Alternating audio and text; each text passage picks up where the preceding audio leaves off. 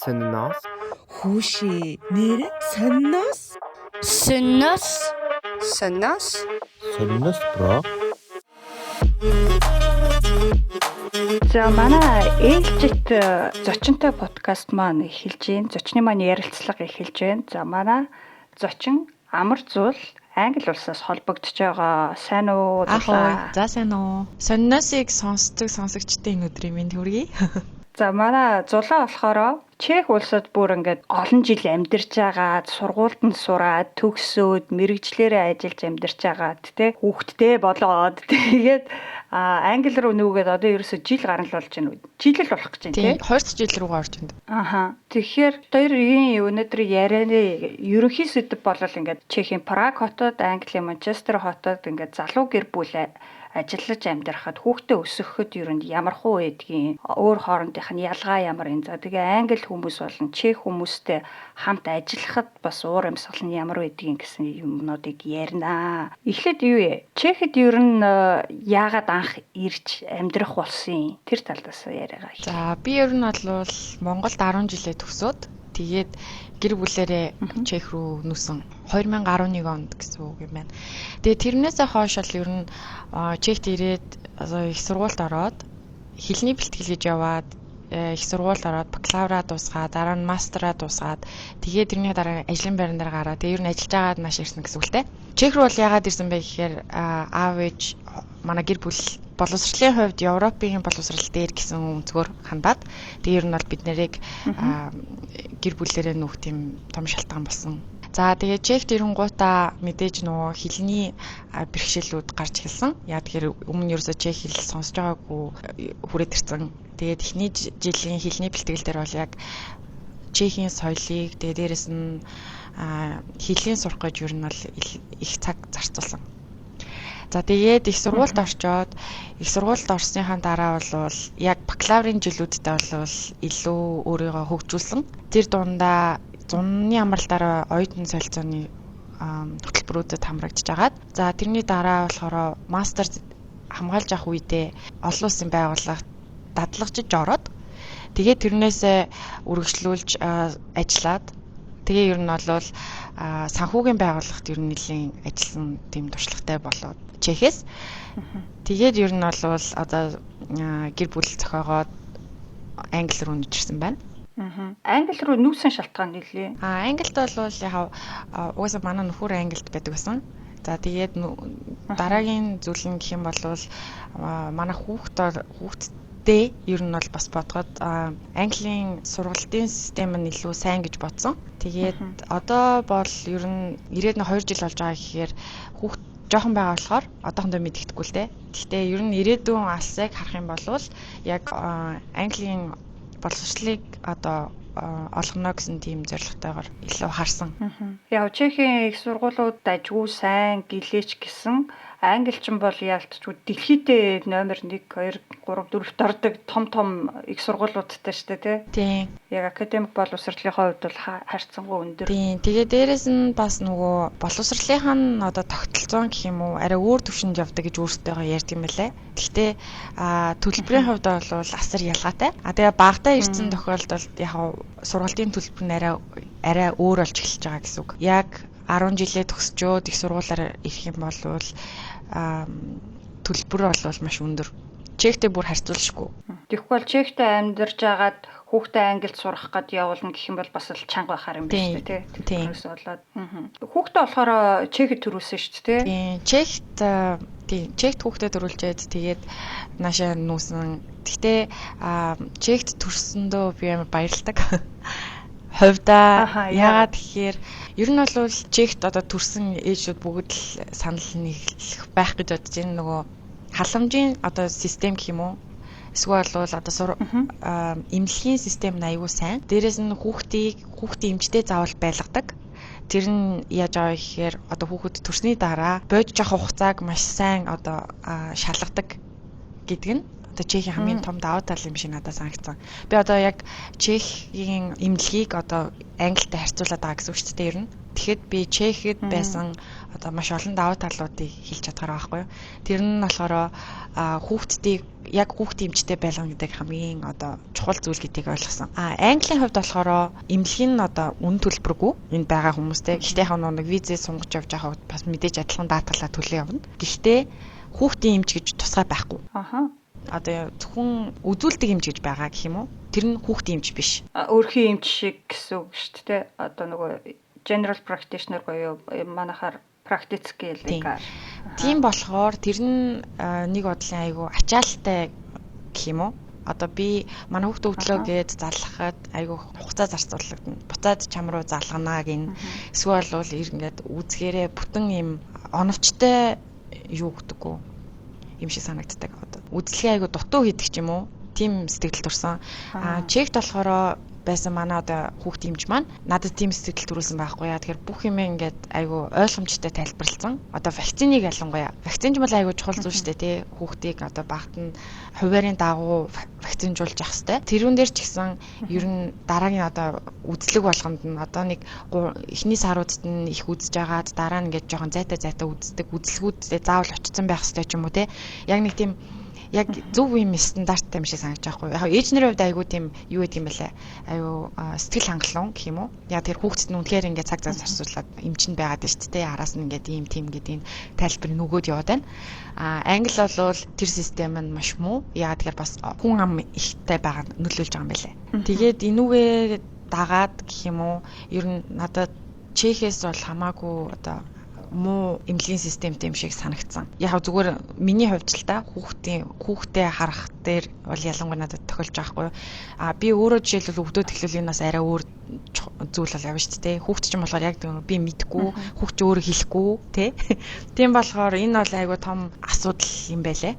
Энд дэдэг ер нь бол жоох хүүхдтэй одоо бүхэл ээж аав нар бүгд энэ дээр бол яг санал нэгдэж байгаа. Тэгэхээр чи бол зөвхөн нөгөө өөртөө чи харьцаж байгаа эмчтэр тулгуурлаж дүгнээгүй ер нь бас бусад хүмүүсийн байдлыг харж агаад ерөнхийдөө дүгнж байгаа юм шүү дээ. Гэхдээ юуны хувьд бол түрүүн хайлттай ярьлаа шүү дээ. Даатгалын хувьд бол ерөнхийдөө систем нь адилхан юм байна те. Яг ингээд ажиллаж байгаа хүний хувьд тэр хүний гарсан хүүхдийн хувьд ингээд эмнэлгийн үйлчилгээг үнэгүй авах боломжтой даатгалд бүрэн хамрагддаг. Түүнээс биш одоо Америк шиг нэмэлтээр төлбөр төлнө мөлн гэсэн асуудал бол аль алинд нь байна. Даатгалаа төлсөн байхад бол ямар ч үйлчилгээ авах хэрэгтэй. Шүдний эмнэлгээс бусдаар. Гэхдээ авж байгаа тэр үйлчилгээ тийм хангалттай биш санагддаг.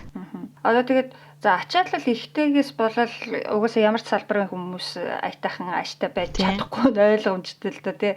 Тэгээ ер нь ингээ эмнэлгээр явж мавхад одоо хүнд сурталч гэдэг юм уу? Эсвэл тийм үйлчилгээний байгууллагуудын ажилчдын харилцаа энэ төр нь ямар хувь юм бэ? Чехийнхаас их ялгаатай байна уу? Ямар хувь байна уу? Надад ингэ санагдсан. Чехт бол одоо эмчнэр нь илүү туршлагатай санагдаж байгаа гэсэн үг. Яг тэр хүмүүс ч маш олон хүүхдүүдийг хариуцж байгаа шүү дээ, тий? Яг тэр хүүхдүүдийг хариуцж байгаа гэдэг чинь хуулийн хүрээнд бол өөрөөсөө хариуцлага хүлээн гэсэн байгаа шүү дээ. Одоо бага наснд нь ялангуяа нэг нас хүртэл нь. Гэтэл энд болохоор тийм хариуцах хүн байхгүй учраас тэр хүмүүсийн яг тэр нөгөө нэг үдж байгаа онцлогоо нь айгүй тийм тодорхой бус гэдэг нь EMF-төр зүйл болоод байна. Гэхдээ та нараас одоо өөрсдөө чинь шалтгаална. Жишээ нь. Энд бол хамгийн хардаг зүйл нь болохоор юу юм шиг санагдаад байгаа. За одоо нэг ханаа түрээ л да. Нүү нэг хамгийн ойрын жишээ. Тэгэнгүүт өөрөөр нь эдгээсэн дээр гэсэн тийм үзэл бодолтой. За тэр нь болохоор магадгүй ямар ч одоо би нэг эмнэлэг дээр очингууд тэр хүн надад за энэ сиропыг ч юм уу те ийм юмнуудыг өөх ёстой гэдгийг бол чек тал хэлээд өгчдөг. Маш ойлгомжтойгоор. Хүүхдийн ханиадыг хүндрүүлэхгүйгээр гэсэн үг. Яаж урьдчилан хэзэлгүүрээд одоо хөнгөн ханиадыг бол ингээд ийм юм уулгаад одоо өдөрт ингээд өгөө гэлчдэг. Энд болохоор яадаг гэхээр хүндэртэл нь ерөөсөө эмчээ хүлээгээд байж идэг гэсэн үг. Өөрөөсөө бүх юмаа хариуцдаг. Тэгэхээр энэ бол ялцчгүй нөгөө өөр байгаа байхгүй юу? Яг юм ханиад арга барил нь аймаар өөр тэгээд дээрэс нь энэс болоод жишээлбэл одоо бид нар чинь болвол өмнө нь дандаа л ингээл Google дээр ч юм уу бүх мэдээлэл авчиж байгаа штэ хүүхдээ үзэн тохиолдолд те. Тэгэхэд тэрүүндээ адилхан ингээ хариулт тэр хүний хүлээж байгаа сонсох гэдэг бол амар сайн утгагүй байхгүй ер нь бол. Тэ? Нэг тийм тэнгууд хамгийн ингээ хүн хэлбэр дээр ер нь тэгэл антибиотикоор ч юм уу те ингээд им бичиж өгнө. Тэгээд тэр нь бол бас одоо вирусных байна уу, бактериал юм юу байна уу гэдэг ч юм уу. Одоо ингээ нэг тийм юм дээр айгу тулгуурлаж бичиж өгнө нөхгүй. Тэгээд дээрээс нь заримдаа зарим эмчнэр нь бол яг тийм юу санагддаагүй. Энэ тийм итгэж болохоор гэх юм уу? Тийм. Тэгэхээр яг энэ надад зүгээр хамгийн ойр гарсан жишээл ханад дээр ялцчихгүй байгаа. Чехийг болвол өмнө нь надад одоо Чехт байж байгаа хугацаанд болж байгаад ханад ийм амар сүртэй зүйл надад санагдаж байгаа байхгүй юу? Яа тэгэхээр антибиотикт орохоос нь өмнө дарчдаг байсан биз дээ тий Чехэд болохоор. Яг хүүхдийн эмчтэй усад амьдрна гэдэг даваа талыг амар сайн харсан. За эрүүл мэндийн салбарын тухайд тийм байд юм байна бага насны хүүхдтэй байхад. За тэгвэл бусад одоо танай хүүхд ч арай цэцэрлэгт орог байгаа их тий.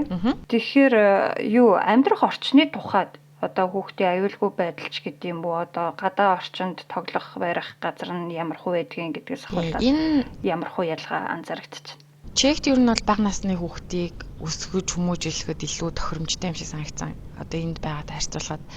Яа тэгэхээр за нэгдүгээр бол мэдээж эмнэлгийн салбар бол маш сайн байх нь шүү дээ. Чех дээрээс нь хүүхдэд тоглуулах газар маш их байдаг. За тэр нь болохоор ингээд ямар нэгэн дэлгүүрийн дээдлийн давхарч ч юм уу хүүхдэд төр үлдээж байгаад ингээд нэг хүүхдийг бие даах чадварт нь бас ингээд бэлдээд байхгүй юу? Тэ? Тэгэхэд энд болохоор яг тийм газрууд нь бүгд хаагдсан. Одоо миний байгаа хотод бол тийм газрууд нь байхгүй. Одоо хүүхдээ үлдээж Манчестерт хүүхдээ үлдээгээд одоо өөрийнхөө дугаарыг үлдээдэг штэ. Чект бол хүүхдийн нэрийг өгөөд тэгээд дугаараа үлдээчээд тэгээд тоглоомын газар үлдээчээд явж болдог. Харин энд болохоор тийм ерөөсөө юмнууд нь байхгүй. Дээр үед байдаг гэсэн л гэж би сонссон. Гэхдээ тийм яа байхгүй. Тэр талаараа мэдэхгүй. Магадгүй ямар нэг асуудал гарсан ч юм уу те. Нэг тийм болсон. Хүүхдийн хулгай тиймэрхүү юм байт юм болов уу? Тийм юмыг бол сайн нарийн мэдэхгүй байна. Гэхдээ тийм газар бол байхгүй. Харин зөв хүүхдүүдийн тоглоомын газар л гэх юм байна. Тийм газрууд бол байгаа. Гэхдээ дандаа эцэг эхчүүд нь өөрсдөө хараа хяналттай байх хэрэгтэй. За үзэр үйлчилгээний газар одоо дэлгүүр мэлгүүрт байдаг тоглоомын газрууд тийм биш үү? Тэгвэл ингээд зүгээр гадаа орчинд одоо байр майрны гадаа хүүхдэд тоглуулахад ч үгүй юм уу? Аюулгүй байдлын тухай одоо тэгээд тэр тоглоомын талбай дээр байгаа тоглоом нь хүртэл одоо чанарын хувьд улс улсаас хамаарат өөр байдаг шүү дээ. Тэрэн дээр чамд тийм ялгаатай байдал анзаарагдав уу? Тэр байгаа орчин дөрнөөс ялангуяа нөлөөлөд байгаа л да. Одоо жишээлбэл Английн нэг байшин барилгууд нь Чехээс ялгаатай нь Чехт илүү орон сууцуд ихэд ихтэй. За англичин бол угаасаа өөрсдөө ийм хаусанд амьдардаг хүмүүс хөвчлэн. Тэгээ хотын төвөөр ч юм уу те одоо юу гэдэг орчин үеийн барилгууд нь хөвчлэн орон сууц чиглэл рүүгээ явцсан. Гэхдээ бүгд ингээд ийм газартай тэгээд одоо байшинд амьдардаг хүмүүс хөвчлэн. Тэгэхээр тэд нэр бол гэрийнхэн гадаа террас дээр ч юм уу ингээд тоглоомын өөрсдийнхөө юмыг бол ингээд байлгаж яадаг. Хүүхдүүдтэй бол. Харин орон сууцнд байгаа одоо хүмүүс байхад ойр орчинд нэг жижиг юм тоглоомын газрууд байгаа. Гэтэ тэр нь айгүй цөөхөн өөрөө заавал тэгэл тэрнийг хайж олж очдог ч юм уу нэг тийм өдөрдөв. Чехт бол арай өөр. Чех ч юм болохоор яг орон сууц байрлсан юм мөртлөө одоо жишээлбэл Стромовка ч юм уу нэг юм том паркууд байгаа шүү дээ. Тийшээ хүүхдүүдэд нэг бол авч очино. Эсвэл бол ийм тоглоомод газар ихтэй учраас сонголт ихтэй. Энд яг сонголт багтай л гэж хэлнэ. Гэтэ одоо чи сая хэллээ шүү дээ. Стромовка ч юм уу Хотов Интерт ингээд айгу том паркууд хаасаагүй дээ шүү дээ. Прагт ч байна уу? Прагаас өөр хотод ч гэсэн тийм орон сууцны дунд гэлтгүй яг тийм парк ихтэй тэр паркууд нь дандаа нэг хүүхдийн тоглоомын жижигхэн чамаагүй талбайтай байж идэг шүү дээ. Тэнгүүд одоо Манчестерт тиймэрхүү хүүхдийн тоглоомын талбайтай паркууд хэрэг. Тийм паркууд бол байгаа л да. Гэхдээ мэдээж бас тэгэл зорж очивол тоглоулна. Гэхдээ нэг ихэвчлэн өөртөө гэртээ тоглоулдаг гэх юм уу, тийм төрлийн юм шиг надад анзаарчихсан. Тэгэхээр чи нэг талаас жоохон тийм нийгмийн харилцаанд арай бага орох юм биш үү тий? Тийм их төр дүү санагцсан. Тэгээд одоо яг Англид болж байгаа процесс болохоор юу юм бэлээ? Гадаадууд айгүй их хэмжээгээр ороод ирсэн. Тэр нь болохоор энэтхэг Пакистан ч юм уу тийм одоо улсаас ирсэн хүмүүс аяух байгаад байгаа. Энд тэгэнгუთ яг нэг тийм хүүхдүүдээ ингээд нэг тоглуулж байгаа газарт ингээд очихоор ер нь бол юу гэж тайлбарлах вэ? Амар олон улсын олон соёлтой хүмүүс дунд амьдраад байгаа юм шиг санагдаад байгаа. Өмнө нь болохоор Чехч ч юм бол ингээд жишээлбэл за бидний мэдж байгаа Вьетнамууд байгаа тий. Тэгээ Украинууд байгаа одоо бага тооны хятадууд байгаа ч Аз талаасаа гэх юм бол тэл монголчууд гээл байгаа ингээл нөгөө өмнө харж байгаагүй улсын хүмүүстэйгээ илүү ойр энд амьдраад байхгүй би Англид. Тэнгуудаас тийм соёлын ялгаа айгүйх байд юм байлээ. Яагаад тэгэхээр тэр хүмүүс ингээд жишээлбэл өөрсдийн гэсэн тийм хотгонтой. Тэгээ яг тэр хэсэгтээ л цуглардаг. Одоо энэ жишээлбэл амьдарч байгаа еврейчүүд байгаа байхгүй юу? Еврейгийн юм хороолол байгаа. Тэгэл тийм дотор л еврей хүмүүс өсөж байгаа чинь. Тийм. Тэгэхээр яг нэг газар нутаг тэгээ дээрээс нь ингээд тархаж байгаа энэ соёлтой холбоотой ч юм уу олон улсын хүмүүс ингээд нэг дор амьдраад тэгэхээр ингээд төвөр явж ангууд юм айгу сонин зүйлүүд айгу тохиолно. Жишээлбэл нөгөө одоо ингээд Америкч гэсэн ингээд байдаг шүү дээ. Том дүүрэг хорооллууд. Тэгээ нөгөө бослого болдог шүү дээ жихнээсээ. Одоо аюулгүй амьдрал дээр бол яг хэлэх юм бол энд чинь бас ингээл яг нөгөө нэг бослогынхаа юм ингээд барьц амар олон хаанаас гараад ирсэн гэмээр ингээд амар олуулаад цуглараад байдаг. Тэр нь болохоор бас жоохон аюултай юм шиг хальт хаяад надад санагддаг. Хүүхдээ 50 амьдрахад биш болгоод байдаг. Тийм ингээд төвөөр явахаар ингээд гинт юм тараад эхлэхээр амар тийм жоохон тийм тухгүй хаяа мэдрэг санагддаг. За одоо нөгөө хүүхдийн ярианаас үргэлжлүүлээ саяын чиний ярьсан дээр дөрүүлээд ярил л да. Одоо Чех бол цагаачад харьцангуй багтай тий ялангуяа тийм хойд Африкийн ч юм уу Станы орнуудын цагаачад баг байхгүй шүү дээ. Энд чи яг сурах гэж ирсэн л тэр улсуудын хүмүүс байгаа тоогоороо ч гэсэн харцангуй зөвхөн. Тэнгүүд яг чиний хэлснээр Англид ялангуяа томоохон хотууд Лондон, Манчестер ч гэдэг юм уу те. Тэрүүгээр би зүгээр ингээ мэдээнээс харахаар ингээл байсгээл яг чиний хэлдэг шиг ингээл Free Palestine ч гэдэг юм уу эсвэл LGBT гэл янз янзын жагсаал цуглаан энтхээс хамаагүй их болдог юм шиг. Энд яг хуу жагсаал цуглаан болдгоо болдог. Гэхдээ ер нь бол нэг засгийн газар мазраа ингэж тэгээч гэдэг ч юм уу те. Одоо саяхан болсон айгу том жагсаал боллоо л доо. Ганц практикэлтгүй тэр нь болохоор нөгөө нэг шинээр гарч ирж байгаа засгийн газрын нэг бүрэлдэхүүн хэсэгт нь одоо нөгөө мотористууд гээд намын дарга бол нэг яамны сайд болж байгаа. Тэрээс нь нэмээд нөгөө байгаль орчны яамны сайдаар моторист намын нэг гишүүнийг Филипп Түрек гэж залууг тавина гэд үзээд идэг. Тэгсэн тэрийг нь болохоор Петр Паулга ерөнхийлөгч нь бол зөвшөөрөхгүй гэд. Тэнгүүд иргэдэн нь болохоор бид нэр ерөнхийлөгчтэйгөө санаа нэг байна. Филипп Түрекийг бол сайд болгож болохгүй гэд.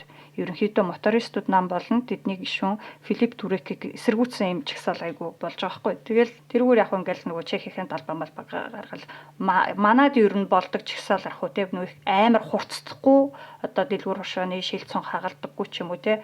Тэгээ нэг талбай дээр цуглараад хэдэн урайлаа зонгоо орилж байгаа л тэгэл тараа явчихдаг. Мэдээнийхээ ирж мэдээг нь авал. Тэгтэл Англид миний зүгээр мэдээнээс харж байгаагаар бол ер нь жоохон хурцдмал байдлаар жагсаал болоод идэг юм шиг санагдсан. Чи яг тиймэрхүү жагсаал харвуу тий хэр их болдгийм бэ? Надад болохоор тэр сүүлд нэг Лондонд олжсэн протестийн нэг тийм мэдээлэл санаанд ороод ах юм. Тэнд л нэлээд их юм болоод ах шиг байсан.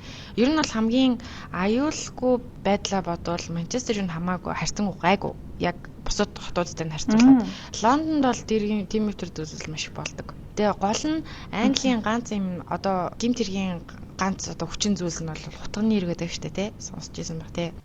Одоо Америк жишээлбэл гинт байж байгаа л юм буу нэр гараал гэдэг шиг энд ч юм болохоор яг тийм хутгатай хэрэгүүд аяух гараад. Тэгээ саяхан энд ингээд жишээлбэл зүгээр гудамжаар явжсэн TikTok чин залууг ингээд өсвөр насны хүүхэд хутгалсан байх тийм мэдээнүүд гарч ирж байгаа байхгүй. Ер нь ингээд мэдээнүүдийг ингээд үзэхээр яг тэр болж байгаа зүйлүүдийг ингээд сонсохоор жоохон бас амар аюултай юм санагддаг. Ялангуяа чекч чинь ингээд орой үеийн цагаар ер нь бол харьцангуй гайгүй штэ тий аюулгүй байдлын хувьд. Тэгэхээр энд чинь ингээд юм ямар ч мэдгүй юм зүгээр ингээд өсвөр насны хүүхэд тутга явж байгаа гэдэг чинь амар асуудал байхгүй. Тэгээ бас юм жоохон хүүхдүүдтэй бас ингээд юм хэрэгнүүдийг сонсч байсан гэх юм уу. Одоо юу телевизээр нь бол тийм мэдээллүүдийг ингээд анхааруулаа сэрэмжлүүлээд явуулаад байгаа штэ. Тэднийг ингээд сонсоход ер нь бол тэр нь айгу хурцтмал бас санагдсан. Тийм болохоор ер нь жоохон орой үдэш ч гэсэн энд ингээд би явахдаа ер нь жоохон бодолтой байсан дэрм ингэж боддог өөрөө дотроо. Тэгээд догны хэргийг бол айгу энгийн үзэгдэл юм байна гэсэн тийм харсан байхгүй юу ер нь. Бослого ч юм уу одоо тийм яваар бол бүр амар тийм сенсацлсан юм одоохондоо хараагүй байна. Гэхдээ хэрвээ санаж байгаа бол бүр дээр үед нөгөө дуучдын нэг тур болдог штэ тий. Одоо World Tour гэдэг. Тэрнээр Ariana Grande-ийн нэг тоглолт Манчестер болоход тэнд нэг юм бас дотор нэг юм юу болж байсан шүү дээ. Бомб ингээд тесрэх юм тавиад. Тэгээ бүрхэн амиа юу шүү дээ. Алдсан шүү дээ. Тэр үе юм уу гэхэд одоо ер нь бас төсөөлөгдөхгүй зүйлүүд бас болох боломжтой юм шиг.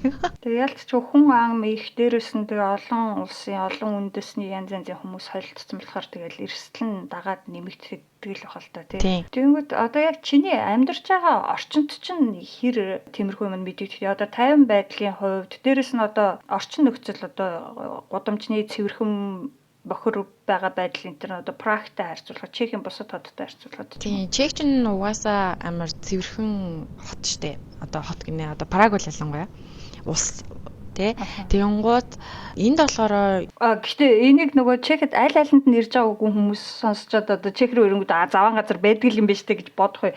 Яг мэдээж ийм том сая гаруй хүн амтай те хот юм чи бохор заван хэсгүүд бол байх нь байгаа. Гэхдээ яг ингээд Европын бусад том хотуудад амьдарч байгаад ч юм уу ирсэн хүмүүс бол Прагийг харьцангуй цэвэрхэн л гээд байдаг те. Тэр нөгөө нэг цэвэрлэгнийх нь үйлчлэл аягүй сайтай юм шиг байгаа. Одоо нөгөө цэвэрлэгийн хүмүүс яадаг штэ те. Тэр хүмүүс нь илүү яг үнэхээр ажилласаа хийдэг ч юм уу. Энд болохоор яхаа цэвэрлэгийн ингээд юуг гудамж талбайгаар харахад тэрүүн тийм амар сүртэй ач холбогдол өгдөггүй юм шиг санагдсан л да. Гэхдээ энд болохоор юм консул ингээд юмнуудыг шийддэг. Одоо цэвэрлэгээ тэр ариа хэсгийнхаа амийг хариуцж байгаа штэ. Тэгэхээр Чехтэй харьцуулахад бол тийм юу биш. Юулээ амар цэвэрхэн бол ерөөсөө биш. Ер нь Чехийг ингээ нөгөө нэг байхтаа л цэвэрхэн гэж боддог байсан. Тэгээ тийм байсан болохоор энэ дагаал юмнууд бол жоохон заван харагдаж байгаа. Заримдаа. Гэхдээ энэ нэг тийм нөгөө нэг том хүчин зүйл биш л те. Гол юм нь бол яг хоёр усын ялгаа гэхэд одоо Европт байгаа штэ. Газар нутгийн хувьд. Гэхдээ өдөр болгон гэж хэлэх таашаа. Гэхдээ дандаа юм бороотой байдаг ус гэсэн үг. Тэ? Англиг бол угаасаа бороогоор нь хүн болгон шууд ингээд сэтгэл төрдөг байх те.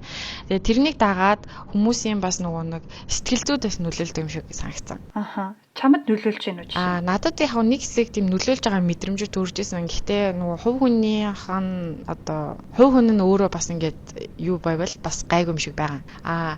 Ер нь удаад эхлэхээрээ бүр илүү мэдрэгдэх баг. Ер нь энд байгаа хүмүүс ингээд яхад ер нь сэтгэл зүйн тийм юу айгу том бас юу юм шиг байна. Асуудал гэх юм уу. Тэгээ байнга бороотой юм байнга бүрхэг газар байна гэдэг чинь нар одоо гарахаар эднэр баярлдаг байх чинь те. Тэнгууд бүгд ингээл гарч гүгээл бүгд л ингээл планта болдог байх чинь. Чехт бол Чехийн 100 эднэр ч юм бол амар гоё штэ. Яг юм гоё 100 болдог. Энд ч юм бол байж байгаа л нэг өдөр нар гарч байгаа л маргааш нь бороогоор ингээл өдөржингөө өдрөх чинь ингээд одоо хийх юм багасна гэсэн үг шүү дээ. Ер нь бол тийм. Иймэрхтэр дөө юу цагаагаар уур амьсгал бас хүмүүсийн юмд нөлөөлж байгаа юм шиг байна. Сэтгэл зүй одоо юм үзэх харах. Үзэл бодолд нь жиж бас болох юм. Зан аашийн тухайд яг Чех хүмүүсийн чинь ууланд бол нэг юм хүүтэн царайтай инээдэггүй гэж тэгдэж штэ. Тэгээ харьцаад ирэхээр гайгүй байдаг. Тэнгүүд чи одоо яг зүгээр гэрээ орчинд ч юм уу дэлгүүр хошоонд ороод харилцсан тэр ажил албан дээр ч тэр яг юм Чех хүмүүс англи хүмүүсийн ялгаа ямархуу байдгийг. За ажлын байран дээр бол тэс өөр юм бэлээ. Яг өмнө нь одоо жишээлбэл Европын ямар нэг улсад ажиллаж байсан хүмүүс байгаа штэ. Гэхдээ ер нь бол Чехт ажиллаж байсан хүмүүсээс Англид ирээд ажиллаж байхдаа мэдэрсэн мэдрэмж гэх юм уу тийм юмнуудыг би сонсч байсан. Манай Чехт байсан хамт ажиллаж байсан хоёр охин сая энд 3 сараар 6 сараар ингээд ажиллаж байгаа явсан тийм томилогчжоод тэгээд буцаж явж байгаа хгүй. Тэгээд тэр нартай уулзаад ярихад ер нь бол миний анзаарсан зүйлтэй ер нь адилхан байлаа. Тэр нь юу вэ гэхээр одоо Чехт ажлын байран дээр ингээд байхад Чех ялангуяа одоо гадаадууд нэлээ ихсэж байгаа. Ер нь бол тэрнийг хүмүүс бол мэдчихэж байгаа. Олон улсын байгууллагууд ялангуяа санхүүгээр одоо ажиллаж байгаа хүмүүс бол олон улсын байгууллагад бас нэлээд ажиллаж байгаа байх. Тэр дунд чинь нөгөө гадаадууд их байгаа. Дээрээс нь Чехт амьдарч байгаа гадаадууд их байх тусмаа одоо нэг ойлгох систем нараа өөртөө тий. Одоо тулгамжж байгаа асуудал. Тэгээ дээрээс нь Чехүүд ч гэсэн тэрүүнд нь аль үжиний харилцаа уялдаатайгаар гэх юм уу тэр хүмүүсийг хүндэтгэж үздэг. Бас дээрээс нь энэ чинь соёлын ингээд өөрчлөлтүүд Чех талаас ч гэсэн байгаад байгаа байхгүй юу. Чехүүд бол тэрний ингээд хүлээн зөвшөөрөө гадаадуудтай ажиллаж байгаа ингээд харилцааны хувьд айгуу тийм өөр төвшний болцсон. Гэхдээ энэ дээр хоёулаа бас юу тодорхойлж хэлэх хэрэгтэй болоо. Чи бол яг ингээд санхүүгийн чиглэлээр, эдийн засгийн чиглэлээр сурч төгсөөд санхүү аудитын чиглэлээр олон улсын компанид Чехэд ажиллаж байсан тий. Тэнгүүд Чехэд ирж ажиллахаар ирж байгаа ихэнх монголчууд бол яг тийм. За яг олон улсын компанид ч гэсэн одоо нөгөө илүү мануал ажил, гар ажиллагаатай ч юм уу үйлдвэрийн ажил энэ төр дээр ажилдаг. Тэнгүүд тэрэн дээр нь хамт ажиллаж байгаа гадаадууд байх нь байгаа. Тэд нар нь гэхдээ бүр амар олон улсын гэхээс илүү яг л нөгөө бид нартай адилхан тэр үйлдвэрт ажиллах гэж ирж байгаа украинчууд их байгаа, румынчууд их байгаа тий. Тэгэхээр тэр харилцах хүрээнд бас арай жоохон ялгаатай гэдгийг бас дуртах нь зөв байх. Тийм. Гэхдээ би нөгөө яг өөрийнхөө туршлага дээр л ярьж байгаа болохоор тэр олон Тийм. өөр бас хүчин зүйлүүд байгаа л та. Тэгэхээр Чехэд бол харьцангуй юм гадаад хүмүүстэй хамтарч ажилласан ч гэсэн илүү ойлгох гэж хичээдэг байх нь шүү дээ.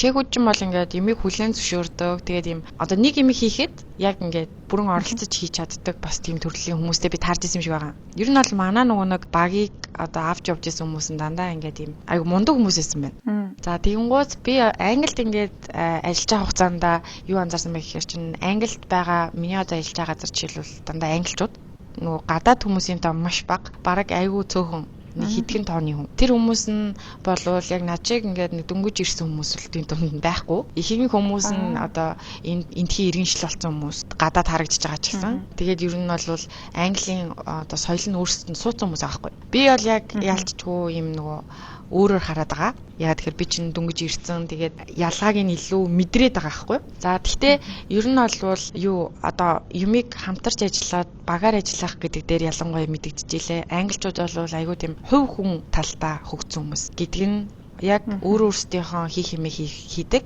А тэрнээс бусадтай хэрхэн хамтарч ажиллах вэ гэдэг дээр айгүй тэр тал дээр айгүй жоохон тутмаг юм санагцсан. Тэр хүмүүс болохоор яг ажиллаа хийж юмнуудаа дуусгах нь чухал та. Гэхдээ хэрхэн одоо бусдтайгаа хамтарч хийх вэ ч юм уу те. Тэгээд өөрсдөө яг юм хувь хүнийхэн талаас аягүй хардаг юм шиг. Өөрийнхөө мэдээллүүдийг тийм амар сүртэй ярих тийм сонирхолтой бас биш. Яг л хувийн орон зайгаа яг тэрүүгээрээ байлгадаг. Чехүүд арай илүү найзан дундаа орж чаддаг гэсэн үг. Чехүүд дунд миний таарж исэн хүмүүс бас ялгаатай л да. Яг одоо их сургуульд байсан хүмүүс ч бас өөр, ажлын байрнаа гарчсан хүмүүс ч бас өөр. Гэхдээ мэдээж хүмүүс ингээд дийлийнх нь тэгж оруулахгүй байна гэдэг чинь айгуу сонир байхгүй. Тэр одоо чехүүд дунд байхад чинь тэр дунд чинь бас юм найрсаг хүн байгаа штэ. Энд болохоор яг тийм англичууд нь өөрсдөө тийм хувийн орон зайгаа айгуу хамгаалсан гэх юм уу? За ажлын байран дээр тийм байд юм биш. Тэгвэл бусад орчин нөхцөл тийм үү. Одоо жишээ нь зүгээр л нэг юм үйлчлэгээний газраар орохоор ч юм уу эсвэл гудамжинд ингээд хүмүүс зөрөгтэй тааралдах таа ч гэдэг юм хуршүүдэн ч гэдэг юм уу. Тэгээ нэг юм дэлсүүл ингээд зүгээр зөрөөд өнгөрөхтэй ингээд инээмсэглээд ярьж мэрдэг тал дээр ямар хөө. Тэр тал дээр бол одоохондоо надад тийм юу харагдаагүй. Тийм ярваас нэг тийм төрөл бол мэдэгдээгүй. Гэхдээ чех нэг талаараа тэр нь амар байдаг. Яг ингээд дургу болвол дургуугаа илэрхийлждэг. Ер нь бол чехүүд тийм шүү дээ. Харьцмааргүй байгаа бол харьцмааргүй нэг гэдэг ингээд айгүй шулуун хэлцдэг. Гэхдээ энд одоо ингээд зарим нэг хүмүүс тэгж байгаа мөртлөө би тэг зөндөө сонсч ирсэн. Зүгээр ингээд айгүй айтайхан харьцаж байгаа юм шиг мөртлөө цаана айгүй дургу байдаг ч юм уу. Тэгэхээр тэрнээс бараг ингээд дургуугаа хэлээвдсэн нэг бодлоо амарч юм шиг. Би гол нь ингэж асуудаг яг миний төсөөл бас тийм байгаад байгаа байхгүй юу. Чехүүд чинь ингээд нэг юугүй сайн уу маань уу гэл нэг амар инээж минийгээр найрсаг харьцаад байдаггүй. Гэхдээ яг ингээд нэг тодорхой хугацаанд харьцаад би нэг жоохон мэдлцээд ирэх юм бол айгүй дажгүй айтайхан ааштай хүмүүс байх нь түгээмэл те. Тэнгүүд за би Англид бол очиж үзээгүй ч гэсэн ингээд нөгөө англи юу телевизийн нэвтрүүлгүүд кино мэнэ айгүй их үздэг. Бүр багасаа л тийм байсан. Тэнгүүд чинь ингээд айгүй юу штэ юм gentlemanly ч гэдэг юм уу те. Амар юм жоохон posh маягийн соёлтой байдаг штэ те. Юм мэдлэх соёл дээр бүр юм нэлээ өөр төвшнийх ч гэх юм уу. Тэгээ ингээд гудамжаар зөрөхтэй л бараг ингээд мэдлээл инээмсэглээл ингээд ч юм уу. Гэхдээ тэр нь яг харьцаад ирэнгүүт яг тийм хിവэрэ байд юм уу гүмүү гэдэг дээр амар эргэлзээд байхгүй. Одоо жишээ нь Францад бол би хэд удаа очиж үзсэн манай ихч тэнд амьдардаг. Тэгвэл Францууд ч намайг жоохон байхад ч гэсэн маавтай амар их Францууд хамтарч ажилладаг гэсэн байхгүй. Амар сайхан ааштай юм шиг юм найрсаг яриатай. Гэхдээ яг ингээд хамтарч ажиллахад ч юм уу ингээд найз нөхөд болоод ингээд ойлголцоход айгүй төвхтэй хүмүүс. Ерөөсөө ингээд асуудлынхаа гол руу орж чадахгүй ингээд дими юм яриалаа. Тэгээд тэр нөгөө сайхан ийдэг харилцаа нь бол зөвхөн өнгөн төдийл байдаг. Яг цаад хүмүүс нь ер нь жоохон найдаж болмооргүй жоохон тийм хүн чанар тааруулхан юм шиг санагдаад байдаг байхгүй Франц хүмүүс. Тэгэхээр англичууд яг ямар хөө идэг юм бол гэж санагдаад байгаа. За дийлэн хувь нь бол ер нь ихэмсэг. Ихэмсэг гэдэг нь ер нь жоохон тийм доороос харьцах мэдрэгддэг. Зарим одоо хүмүүсээс тэгж мэдрэгдэжсэн. Тэр хүмүүс болохоор янз янз байгаа шүү дээ. Одоо Brexit болсон шүү дээ. Тэрнийг одоо яг дэмжижсэн хүмүүс бол тийм гэсэн байхгүй юу? Яа тэгэхээр би бол юм royal ингээд ийм амьдрал одоо юу гэдэг язгууртан тийм гаралтай, үүсэлтэй гэдэг хүмүүс байдаг да. Тийм өвтөрдөө маягаар дийлийнх нь бас тэгж харж байгаа юм шиг надад санагддаг. Гэхдээ яг зүгээр ингээд машинтайгаа ингээд явж байхад яг зарим сонин хүмүүс гудамжинд таардаг л та. Одоо чек чинь бас тэгэл өө нэг Аз явж ийн мовж ийн гээл нэг тийм юмнууд сонсож байгаа шүү дээ тий. А би бол энд ингээ байж хаад нэг удааг байхад надад нэг тийм тохиолдол гарч байгаа хгүй ингээд нэг хүн араас ингээд машинтай явж байгаа чи араас ингээд сигнал татдаг юм уу яагаад байгаа юм тий. Тэнгуутаа чи одоо ус руугаа яваач гээл гихт шинэ. Бас тийм өвтөр дүү юмнууд ингээ бас байгаад байгаа энэ англичууд дотроо. Тэгтээ дийлэнх одоо том асуудал нь гэх юм уу энд байгаа гадаадын хүмүүсийн их хвчлэн энэтхэгчүүд одоо энэ өөр Аз гаралтай хүмүүс байгаад байгаа нь тэр нь бас айгүй тийм бухимдал байд юм шиг надад санагдсан. Гисэн мөртлөө өөртөө яг нөгөө нэг одоо ажлын байран дээр ингээ харахад тий одоо Лондонд ингээд очиод харахад ихэнх ресторан одоо үйлчлэлийн газрууд нь англичууд бараг ажиллахгүй байх жишээ. Тэ дандаа гадаадуудаа ажиллаж байгаа жишээ. Тэгэнгუთ тэр нөгөө орж ирж байгаа хүмүүсийн тоон ерөөсөө хөвчлэн яг нэг хідэн улсаас яг амар оруулж ирээд Африкууд ч юм уу те ингээд нэг хідэн улсыг хүмүүс амар ихээр авчирсан байгаа хгүй гол нь. Тэгэнгуთ Европуудаа гаргацсан байгаа хгүй юу. Яа тэгэхээр угаасаа сая тэр Brexit-ээс болоод ингээд хүмүүсийг тэр үед байсан хүмүүсийг авч үлдээд шинээр орж ирж байгаа хүмүүсийг хаачлаа штэ энэ хүмүүс чинь те. Тэгэнгუთ өмнө нь ингээд Европчууд байсан үедээ бас энэ арай өөр тогтолцоо байсан гэж магадгүй. Яг нөгөө амьдраад эхлэхээр. Тэгэнгუთ надтай ингээд одоо уулзж байгаа танилцж байгаа хүмүүс би илүү Европ амьдарч исэн ч юм уу эсвэл Европ байсан хүмүүстэй илүү би ойлголцоод байгаа хгүй юу. Арай тийм адилхан юутай үзэл бодолтой ч юм уу зүгээр ингээд энгийн юм ярихад яг англичуудтай ингээд тулж ингээд харьцсан гэх юм бол айгүй тийм зайгаа барьдаг хүмүүс ахгүй юу угаасаа. Айгу хаалттай хүмүүс. Тэгэнгუთ чинь Америкууд жишээлбэл айгу тийм заримдаа бүр хитрхийн нээлттэй штэ. Гэхдээ хүний одоо emotional байдлыг айгу асуудаг. Чи өнөөдөр ямар байвч юм уу те ингээ зүгээр энгийн яриа айгу хөрнүүлдэг штэ. Энд хүмүүс бол айгу тийм дуугу одоо хүйтэн. Жинхэнэ утгаараа хүйтэн. Яг зүгээр ярих юмаа энгийн юмыг бол ярина. Гэхдээ ингээд тийм өөрийнхөө хувийн имийг айгу баг ярьдаг л гэсэн үг. За тэгвэл чи сая бол ер нь яг нөгөө нэг уугуул англи хүмүүсийг л голцоо ярьлаа штэ тий. Тэгэнгүүт одоо тэр өөр улсуудаас ялангуяа Африкийн орнуудаас ч юм уу эсвэл Индийг Пакистанаас одоо баг хэдэн үеэрээ амьдарсан хүмүүс ч байгаа тий. Тиймэрхүү хүмүүстэй хэр их харьцах одоо шаардлага боломж нөхцөл байдгийн чамд тэгэд тийм хүмүүстэй харьцахад одоо бусад нөгөө яг цагаан арьстай англичуудтай харьцахаас шал өөр байдгүй. Тийм энэ нөгөө юм байлаа. Би өмнө нь болохоор хүмүүстэй ингээд танилцахад ч юм уу шинэ хүмүүстэй уулзахдаа ямар нэг ивентээр яваач ч юм уу те зөвхөн тэр нэг сонирхолтой нийцсэн хүмүүстэй л уулзлаад яваад байсан байхгүй юу. Тэнгууд бага насны хүүхэдтэй байх нэг давуу тал нь яг тоглуулж байгаа газар тэр бол ингээд амар нээлттэй орчим байгаа шүү дээ. Хинтээч танилцж болохоор. Тийм тоглоомын газруудаар ингээд би өөрөө хайж явах нь шүү дээ. За тэнд очиж яа юмаа гэдэг те. Тэгж явж байхдаа би ингээд нэг танилцсан тийм харьцсан хүмүүс байгаа байхгүй юу. Тэгэнгუთ тэр хүмүүсийн ер нь дийлэг нийлж байгаа. Тэд нэр ер нь англичуудтай бас юм англи найз нартай байх нь айгу цөөхөн. Тэр хүмүүс чинь олон үеэрээ амьдрах тусмаа зөвхөн яг тэднэр өөрсдийнхөө хүрээл одоо юу гэх юм улсынхаа хүмүүсээр хүрээлүүлсээр агаад гэх юм уу. Тэгээд тийм үе үеэрээ дамжсан хүмүүс чинь бүр амар аахгүй. Яг тэр хүмүүсийн ингээд нөгөө соёл нь англи соёлыг тусгаад өгцөн. Гэхдээ яг өөрсдийнхөө соёлоор амьдраад байгаа хүмүүс аахгүй. Тийм л ялгаатай санагдсан. Яг ингээд ярьж ингээд байхад онгорхой одоо ингээд надтай зүгээр энгийн яриа өрнүүлнэ. Гэхдээ тэр хүмүүс ч гэсэн яг өөрсдийнхөө хүрээлэл дундаа гэсэн үг. За одоо тэгвэл юу вэ? Би нөгөө нэг зочинтой юу яхаараа подкаст хийхээр л асуудъя. Одоо байгаа улсад чинь байгаа хотод чинь хамгийн таалагддаг болон таалагддаггүй зүйл юу вэ? Одоо чиний хувьд бол Манчестерт амьдарч байгаа. Өмнө нь болохоор Прагт амьдарч байсан юм чи аль альныхыг нь яри. Эхлээд Манчестерт хамгийн их таалагдсан болон хамгийн таалагддаггүй юм нь юу вэ? Манчестерийн хамгийн их таалагддаг зүйл нь гэх юм бол залуучуудын стил. Ер нь бол одоо энэ салбар нь нэлээд хөгжиж байгаа юм байл л дээ. Энд ялангуяа загварлаг байдал тий одоо стилист хүмүүс эдэг штэ. Тийм хүмүүсийн тоон мэдгүй байна. Гэхдээ ер нь хувь хүндээ амар тийм стилтэй айгу анхаардаг.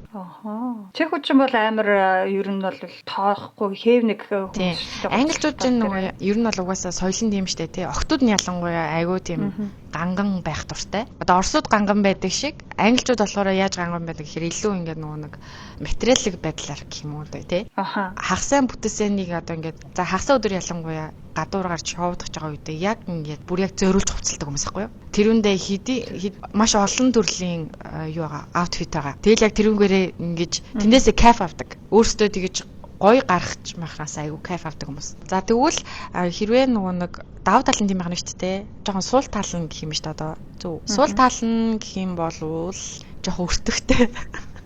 Жохон жиш нэлээд өртөгтэй. Амьдрах өртөг болвол чихтэй угаасаа харьцуулшгүй. Тийм. Гэхдээ цалин тэрийгээ дагаад бас илүү өндөр л байгаа бах Тийм. тийм. Гэхдээ одоо ялангуяа амар өөр болсон юм байна л те. Дээр үед байдаг шигээ бол байха байсан гэж угаасаа хүмүүс ярьлаадаг. Гэтэ одоо чект чинь ч гэсэн те. Дээр үед чинь тэгэл 1000 короноор гэхэд сагс дүүрс юм авдаг байсан байгаа шүү дээ. Одоо тэгэл бас инфляц гээл өссөн. Тэгэл адилхан зүйлүүд өрнөл байгаа.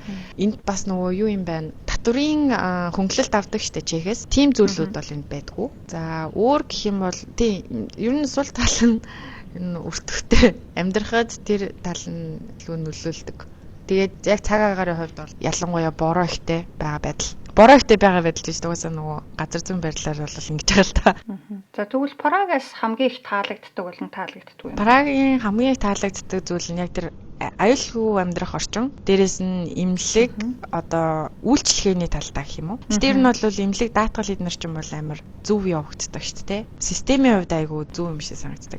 Тийм болохоор ч илүү аюулгүй санагддаг байсан. Таалагддаггүй юм аа Прагаас. Прагаас таалагддаггүй зүйл гэх юм бол ховор юм байна гэх. Би Праг нөө амар удцсан болохоор хоёр дахь гэр мэр шиг санагддаг болохоор таалагддаггүй зүгэл кэрээр нь орж ирэхгүй л юм да.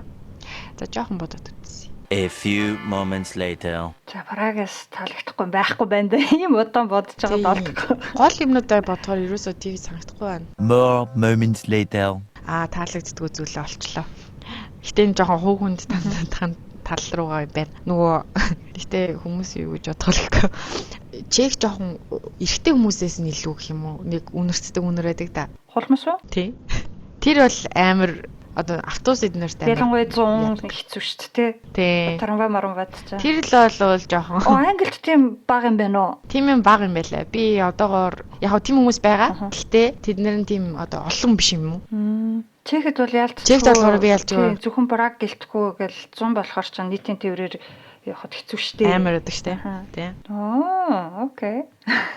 За тэгвэл одоо хоёлаа юу яа?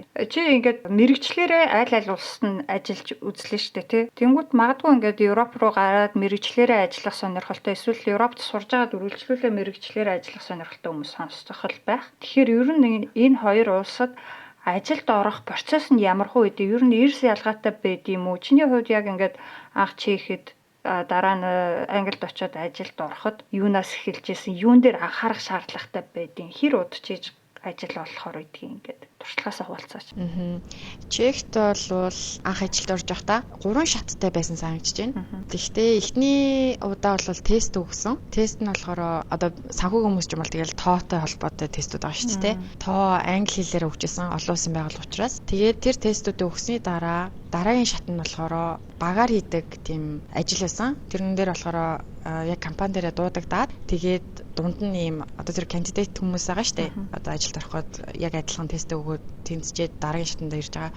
Тэр хүмүүстэйгээ болохоор нэг ийм баг болгож хувааж байгаа гэх юм уу, дунд нь нэг таск өгнө.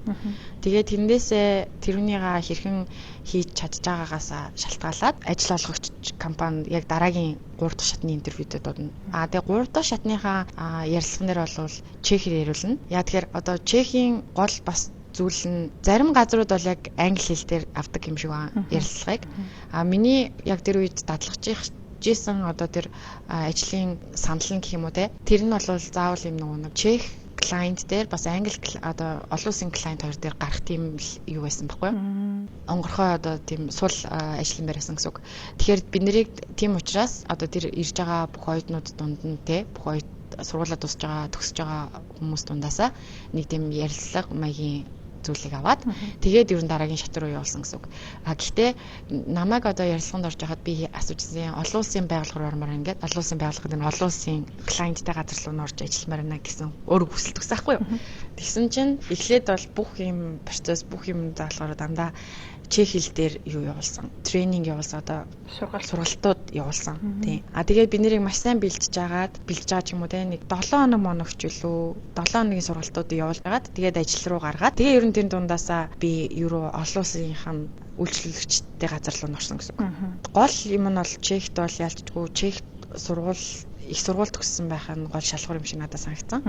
А хэрвээ Монголд ч юм уу төгссөн болвол их сургуулаа тэр хүн заавал одоо ажлын яг тэр газар ажиллаж исэн тэр газар гэж одоо аудит бол аудит эсвэл санхүүгийн яг тэр хилтэст одоо аккаунтинг яг хийж исэн хүмүүс байх юм бол тэр одоо ажлын туршлага нь чухал гэсэн. За тэгээд ажил дээрээ орчоод ер нь тэр дундаа ингээд миний анх орсон компани бол амар сайн сургалтууд өгдөг гэсэн. За англи руу орж ирэх процесс болохоор арай өөр. Тэр нь юугаараа өөр вэ гэхээр англид бол яг англи руу явж сурыг ажлыг гэсэн хүмүүс байгаа шүү дээ. Сургалтын визийг бол айгүй өндөр төсөвтэй гэх юм уу?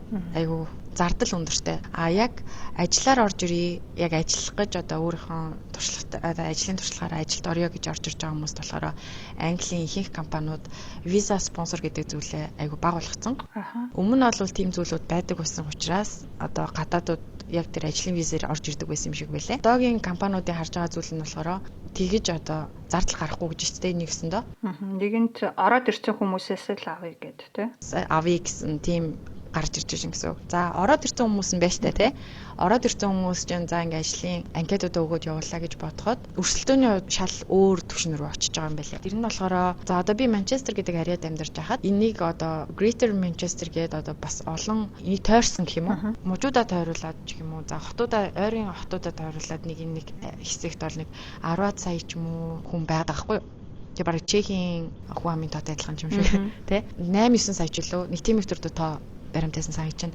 Тэнгууд нөгөө их сургуульд энд төгсөж байгаа хүмүүс байгаа шүү дээ тий. Тэр хүмүүсийн тоо бас нэлээд их байгаа. Тэгэхээр тэр хүмүүс чинь яг энд сургууль төгсчөөд ажлын байр хайх гад бас явж байгаа хүмүүс байгаа гэсэн үг шүү дээ. Тэгэхээр одоо харахаар ингээ амар эрэлттэй байгаа хгүй юу? Ер нь ажлын байр. Нэг ажлын байр онголоо гэхэд тэр одоо сул орондоо гарлаа гэж бодоход тийшээ анкет өгүүлж байгаа хүмүүсийн тоо бүр харьцангуй өндөр байгаа гэсэн үг. Чектэй харьцуулахад. Тэнгууд одоо манай яг миний одоо байгаа багт сая нэг ингээд орондоо гарлаа гэж бодлоход 7 хоногийн дотор байлгүй 600-аас 700 анкет ирсэн гэж аахгүй.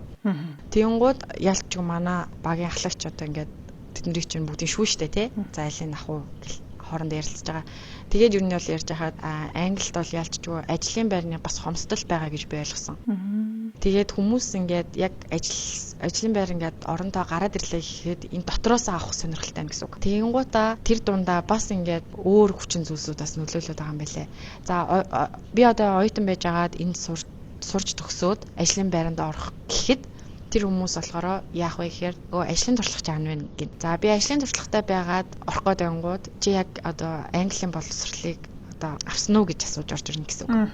Ингээд яг ингээ харах юм бол айгуу тийм олон хүчин зүйлс ингээд нөлөөлөх гээд байгаа байхгүй юу? Яг ажилд орохын тулд. Тэгээ тийм болохоор энд ч гэсэн ингээд яг сургуулаа туссан хүмүүст яг ажлын байр болоход айгуу жоохон бэрхшээлтэй гэж би сонссон. А миний хувьд болохоор арай өөр. Ягаад гэхээр би ч нөгөө яг олон улсын том байгууллагад ажиллаж байсан болохоор миний анкетыг одоо гарч ирэхэд арай нөлөөсөн байхгүй юу? Яг ямар газар ажиллаж байсан бас нөлөөсөн байна гэсэн үг. Чи гэхдээ ажилд орох гэж хэр удсан бэ? Чамд бол бас л хүнд байсан байх нь шүү дээ. Англид төгсөөгүй. Гэхдээ яг Европт төгссөн. Тэгээ гол ажилд орох болсон шалтгаан ч юм бол тэр олон улсын компани чехэд байхдаа ажиллаж байсан. Тэгээд ер нь хурдан ажил болсон уу? Хэдэн сар? Би болохоор яг тэр үедээ тэгж таарсан юм шиг байна. Би 2-7 хоног л болсон. Ваа! Тэгтээ ингэс юм аа. Би гол нь яг нөгөө зүв ихэлсэн юм шиг байгаа. Би нөгөө эхлээд орохдоо ямар нэгэн байдлаар ажлын одоо хамгийн амархан орох боломжтой албан тушаал руу орж эхэлсэн гэсэн үг. Тэгтээ тэд нарт ингээд амар удаан одоо шүүх процесс байгаа шүү дээ тий. Одоо би нэг анкета өгүүлжэл хүлээгээд тахаас илүүгээр би ер нь бол нэг хідэн компанийг LinkedIn-ээр сайн судалж агаад тэгэл явуулсан. Тэгээ явуулсны дараа шууд нөгөө ярилцлаган дээр оруулаад ямар нэгэн юу өгөөгүй одоо таск ч юм уу те ямар нэг юм хийх тийм юм ерөөс өгөөгүй шууд тест авахгүйгээр намайг шууд ярилцлаганд хүрээд ирсэн байхгүй. Тэгээд би ярилцлагандаа ингээд орохдоо надаас гадна хідэн хүн байгаа гэлээ нэлээд олон хүн байсан юмарсан миний сонсноор. Тэгээд манай яг тэр ярилцлага авсан 2 хүн маань болохоор манай 2 багийн ахлагчуд байхгүй. Тэгэхээр тэр хүмүүс болохоор одоо HR-ийн хүний нөөцтэй би ярилцлаганд ороогүй байна гэсэн үг. Намайг шууд орох компанийн одоо ахлагчуд нь өөрсдөө багтаа авч байгаа учраас надаас асуулт асууж эхэлсэн гэсэн үг л дээ. Тэгээ би ч юм болохоор нөгөө секретэнтэй гарсан байсан маа шүү дээ хүүхдтэй болоод. Тэгээд би бүх процессуудаа тайлбарлсан байгаа. Тэгэнгუут энэ хүмүүст юу хэрэгтэйсэн бэ гэхээр ялч ажлын туршлагатай тэгээд яг юм удаан хугацаанд ажиллах хүн хэрэгтэйсэн гэсэн үг. За Миний ажилд орсон түүх бол нэг EMF-тер дүү. Тэгээд би ажилд орсныхаа дараа өмнө бас нэг ахыг энд ажилтдаг байсныг сонссон. Монгол уу? IT-ийн тий. Одоо booking.com-ийн ямар нэг юм хийдэг хүн гэсэн байна. Тий. Манай ажлын нэг хүн намайг хэлээлээдсэн чи Монгол юм байна тий. Тэгснэ би нэг Монгол манад өмнө ажилтдаг байсан чи мэдгүй өдр гэж гэх мэтийн зүйлүүдийг асуужсан. Тэгэхээр ер нь бол тэр Монгол хүн ч гэсэн тэгтээ энд одоо айгу уцсан байсан. Энд бараг төрцөн мөрцөн. Тэгэхээр чи эндхийн харж байгаа одоо гадаад ажилд орж байгаа хүмүүс нь ихэвчлэн олон жилинд амьдарсан хүмүүс байгаа. Манай ажлын одоо яг хамт ажиллаж байгаа хүмүүс бол ихэнх нь Английн иргэдүүд байгаа. Хэдий гадаад ч гэсэн. Тийм. Нилээ аттай л явсан байна да. Зөв өдрөө нүүсэн байна. Тийм. Тэгээд одоо би нэг бусад хүмүүсээс ингээд сонсоод авахгүй юу. Тэгээд би ажлынхаа нэг охин хэлжсэн. Та нар өнө хэр удаа ингээд ажил хайж исэн бэ, тэгжиж орж исэн бэ гэж асууж үзсэн л дээ. Тэгсэн чинь ер нь бол тэгжлээ амар олон компаниуд руу явуулаад тэгээд нэлээд ингээд уддаг. Тэгтээ мэдээж нөгөө өөрөө туршлагатай тэгээд гайгүй байх юм бол гараад ичдэг юм шиг байна. Тэгтээ надтай хамт ажиллаж байсан хүмүүс ер нь бол хөвчлэн мэрэгсэн одоо нэгтлэнгууд болцсон байгаа хүмүүс гэх юм уу? Тим өвтөрд хүмүүс байгаа байхгүй. За хоёулынх нь ярих цаг ерөнхийдөө бол дуусж гин. Тэгээд ярианыхаа төгсгөлд чамд одоо маань сонсогчдод өөрийн хувийн зүгээс зөвлөгөө болгож хэлмээр байгаа юу вэ? Одоо жишээ нь зарим нь магадгүй англи руу явж сурах, ажиллах, амьдрах сонирхолтой байж болно. Зарим нь чех руу ирж ажиллах, амьдрах, сурах сонирхолтой байж болно. Тэнгүүд чиний зүгээс одоо надад хүн ийм юмыг хэлээд өгсөн болдоо гэж тэгж боддог ч юм уу, тиймэрхүү юм байвал хэлж өгөөч. Хүмүүс ингэж харьцуулж байгаа байх. Одоо чехт байдаг хүмүүс илүү чехээс гармаар байгаа ч юм уу. Чехээс өөр улсад ажиллаж амьдарч үзмээр байгаа байж болно. Эсвэл өөр Монголд байгаа хүмүүс одоо чех рүү гарах ер нь зөв болов уу гэсэн хүмүүс бас байгаа. Гэхдээ ер нь бол яг сурч боловсрох байгаа бол чехт ирж байгаад сурсан хамаагүй үр дүнтэй англид ирсэнтэй гэсэн үг шүү. Ингээд хоёр улсыг харьцуулж байгаа болохоор тийм. Яг тэгэхээр англид мэдээж сурахад одоо ингээд юу ч гэсэн гоё байх ч гэсэн гол юм нь болохоор айгүй өртөг өндөртэй болно. Тэгэхээр гэр ард одоо зардлууд нь нэлээд их болно шүү дээ. Нэгээд агаад. Тэгээд хэрвээ ажлын байран дээр одоо жишээлбэл энэ дээр хэрэгэлж байгаа юм бол англи талаас үнэхээр одоо ажилчин болоод ажлын байраа сонгогдсон тохиолдолд бол англид ирж ажилласан бас нэг бодлоор давуу талтай. Шууд ажиллахаар гарч чадвал гэсэн үг байна шүү дээ. Окей. Тий. Тэрнээс бол яг сургалтын зүйл дээр одоо сурч мэдэх дээр ялангуяа чех болвол хамгийн зөв сонголттой ч магадгүй. Яа тэгэхээр сургалтын төлбөрийн хувьд бол харьцангуй бага.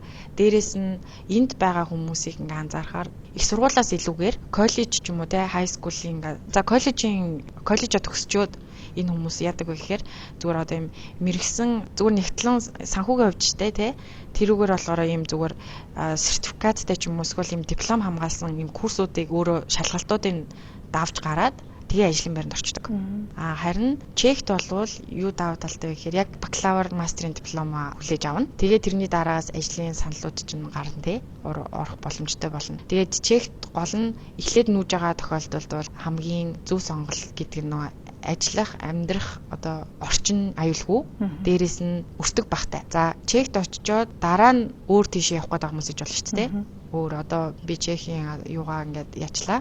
Чехт байх хугацаанаас илүү өөр улс руу ямаар байгаа. Тэр хүмүүс бол маш сайн судалгаа хийх хэрэгтэй. Чехт магадгүй бүх юм ингээд тайван амгалан байгаа болохоор ямар нэм дутагтаад иж болно шүү дээ. Утгартай санагдаад. Тий. Цалин өндөртэй газар руу.